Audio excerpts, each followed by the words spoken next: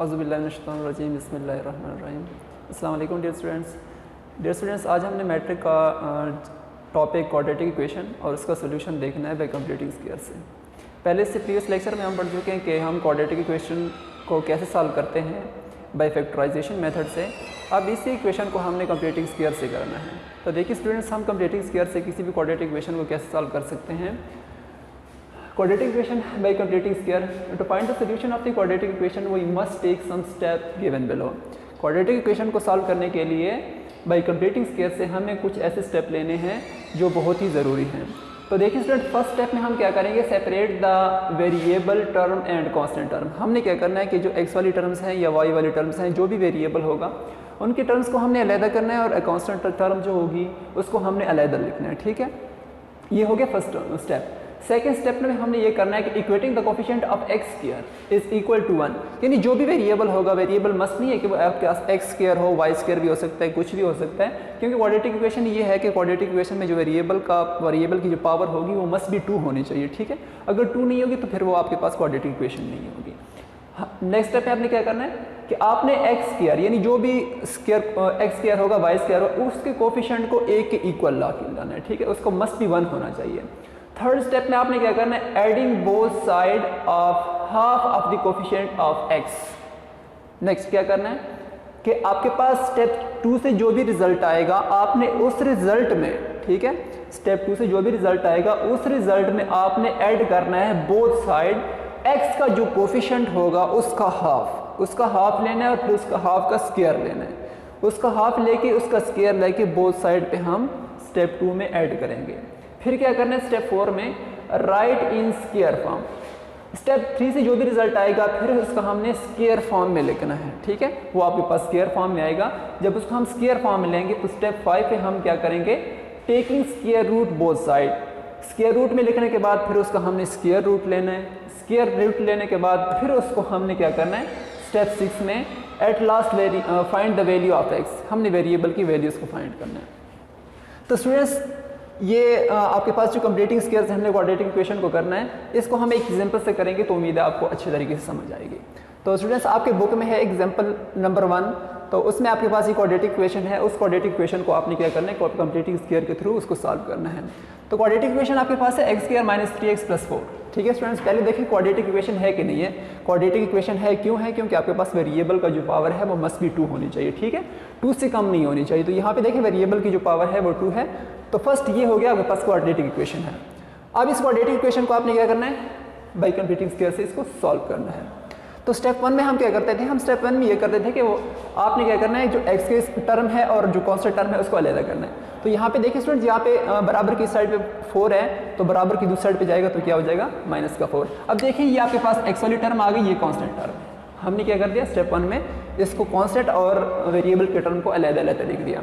अब स्टेप 2 में हम क्या करेंगे, स्टेप 2 पे हमने ये करना है कि x का जो कोफिशिएंट है उसको मस्ट बी 1 होना चाहिए। तो स्टूडेंट्स देखें, ऑलरेडी इसका कोफिशिएंट क्या है, 1 है, तो लिहाजा हमें इसको 1 करने की ज़रूरत नहीं पड़ रही। इसको हमने वैसे लिख दिया स्टेप 2 में, x square minus 3x is equal to minus का 4।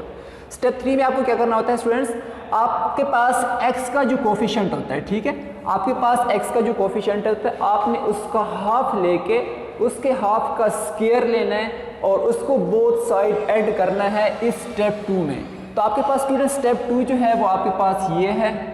ठीक है, ये आपके पास स्टेप 2 है। x का कोफिशिएंट यहाँ पे क्या है, माइनस का 3, तो माइनस का 3 का हाफ लें तो क्या हो जाएगा, माइनस का 3/2।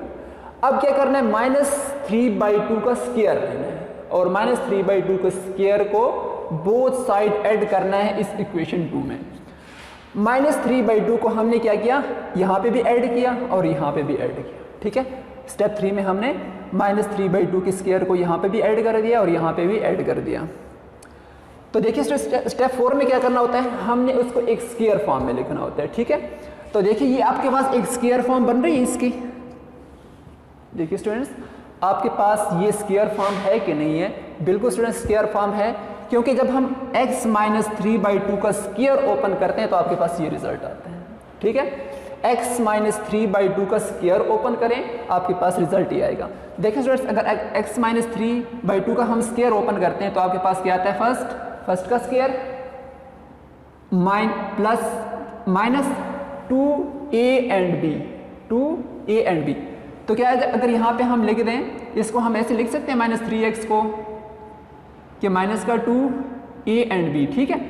ये आपके पास क्या है, 1 है, सॉरी x है, ठीक है, 1 है यहाँ पे a एंड b आपके पास क्या है, माइनस का 3/2। तो 2 से कैंसिल आउट हो जाएगा, ये प्लस का 3 हो जाएगा। तो आप इसको लिख सकते हैं कि ये माइनस का 3x, इसको आप लिख सकते हैं कि ये माइनस का 3x होगा। लिहाजा अगर इसको हम स्क्वायर ओपन करें तो आपके पास ये फॉर्म आती है, ठीक है। ये हो गया स्टेप 4। अब इसको ज़रा सिंप्लीफाई करें स्टूडेंट्स। इसका स्क्वायर लें -3/2 का स्क्वायर, -3/2 का स्क्वायर होता है 9/4। -3/2 का स्क्वायर क्या होता है, 9/4। 9/4 इसको हमने लिख दिया। फिर इसका एलसीएम ले 9/4 का। जब हम 9/4 का एलसीएम लेते हैं तो ये आपके पास क्या हो जाता है, माइनस का 16, ये माइनस का 4 है, ठीक है। तो ये हो जाएगा माइनस का 20, क्या हो जाएगा 24। तो ये आपके पास यहाँ पे ये क्या है, माइनस का आपके पास 4 है, प्लस का ये क्या हो जाएगा 9/4। जब इसका हम एलसीएम लेंगे तो ये आपके पास क्या हो जाएगा 25/2। इसका स्टूडेंट्स हम एलसीएम लेंगे तो ये आपके पास 25/2 हो जाएगा। और 25/4 इसको हमने आगे हल करना है कि 25/4 क्या होगा। तो जी स्टूडेंट देखिएगा, आपके पास इक्वेशन इस फॉर्म में है। जब हम इसको हम देखें तो ये आपके पास ये प्लस, ये माइनस का 4 था, इधर आके प्लस का 4, ये देखें स्टेप, तो आपके पास ये प्लस का 4 है, इसलिए आपके पास, क्योंकि हमने गिवन क्वेश्चन में यहाँ पे माइनस का 4 यहाँ पे इसमें है बुक में आपके, तो ये आपके पास 25/4 आ जाएगा। अब क्या करना है, इस कंप्लीटिंग स्क्वायर का, ये आपके पास आ रही है 25/4। हमने बोथ साइड क्या लेना है, स्क्वायर रूट लेना है। जब हम इस साइड में भी स्क्वायर रूट लेंगे, इस साइड में स्क्वायर रूट लेंगे, तो स्क्वायर और स्क्वायर रूट आपस में क्या हो जाते हैं, कैंसिल हो जाते हैं। और इसका 25 का जो होता है स्क्वायर रूट, वो क्या होता है आपके पास 5, और ये क्या होता है आपके पास 2, प्लस माइनस 5/2 आता है।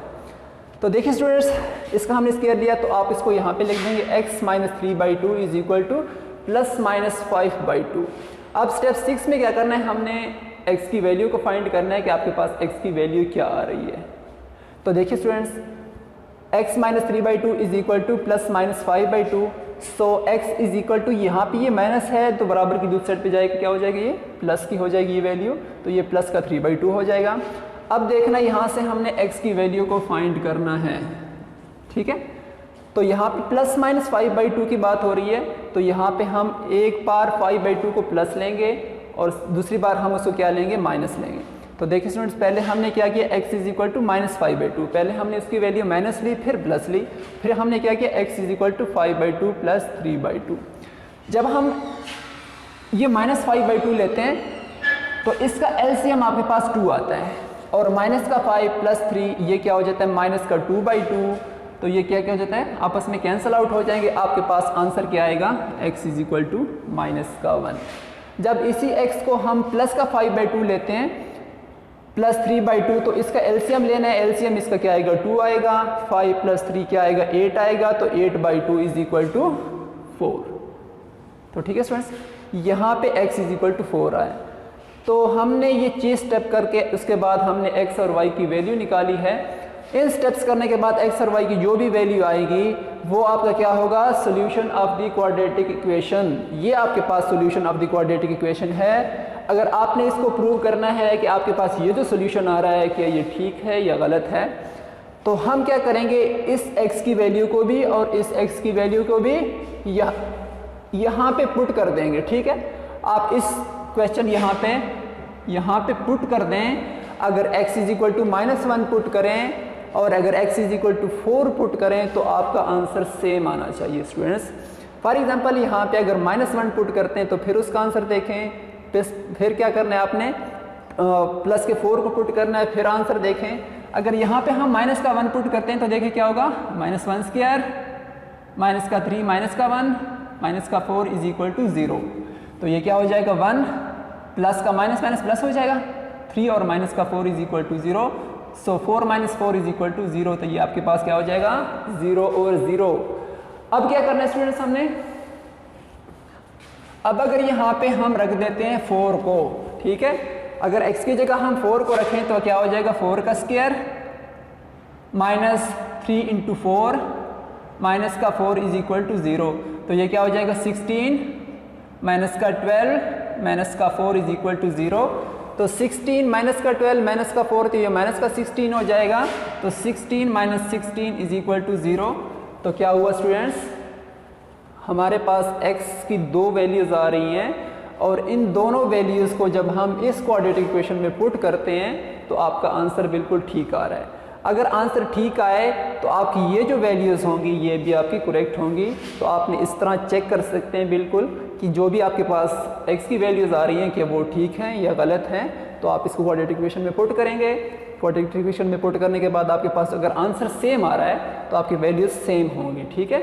अगर फॉर एग्जांपल यहाँ पे आपके पास left hand side right hand side की इक्वल नहीं आ रही तो आपका आंसर क्या होगा, आपने ये जो वैल्यूज़ निकाली हैं ये गलत होंगी। आप उसको दोबारा से करेंगे, कहीं ना कहीं आपने गलती की होगी। तो स्टूडेंट्स आज का जो हमारा लेक्चर था वो था क्वाड्रेटिक इक्वेशन का सोल्यूशन बाय कंप्लीटिंग स्क्वायर से। तो उम्मीद है स्टूडेंट्स आप जितने भी क्वेश्चन होंगे आपने उन क्वेश्चंस पे ये 6 स्टेप अप्लाई करने हैं और आपका आंसर इसी तरह बिल्कुल ठीक आएगा। तो स्टूडेंट्स यहाँ पे हमारा लेक्चर एंड होगा। नेक्स्ट लेक्चर में हम देखेंगे इसकी और एग्जांपल। तो उससे मज़ीद है उम्मीद है कि आपको मज़ीद अच्छी तरीके से समझ आ जाएगी। ओके स्टूडेंट्स, अल्लाह हाफ़िज़।